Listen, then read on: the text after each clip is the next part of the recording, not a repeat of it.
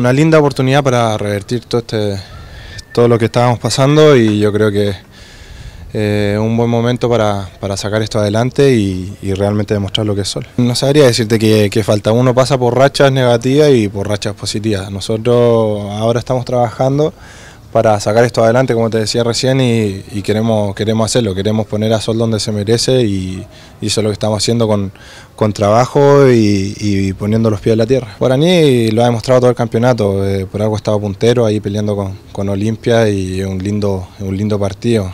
Tuvimos la oportunidad de ganarle la primera rueda y queremos volver a repetir ese buen juego y ese buen partido que hicimos. La verdad que grupalmente estamos bastante bien y creo que recuperamos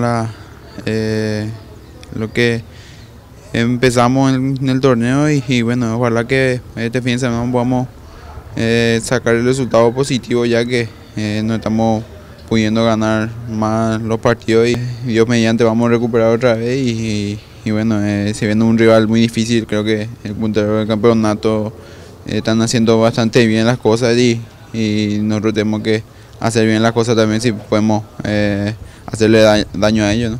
Así que queremos cometer la menor cantidad posible de errores, poniéndolo a lo que se merecen, a lo que están en ese momento y nada, y siempre poner encima Sol antes que cualquier intención individual de cada jugador o cada intención nuestra.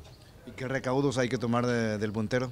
No, seguro que Guaraní no está ahí por casualidad, ¿verdad? Es un equipo muy equilibrado en todas las líneas, mucha jerarquía en las líneas también, así que sin duda alguna hay que tener mucha cautela, respetar al rival, pero también sabiendo que Sol tiene lo suyo y que podemos quedarnos con los 3 puntos.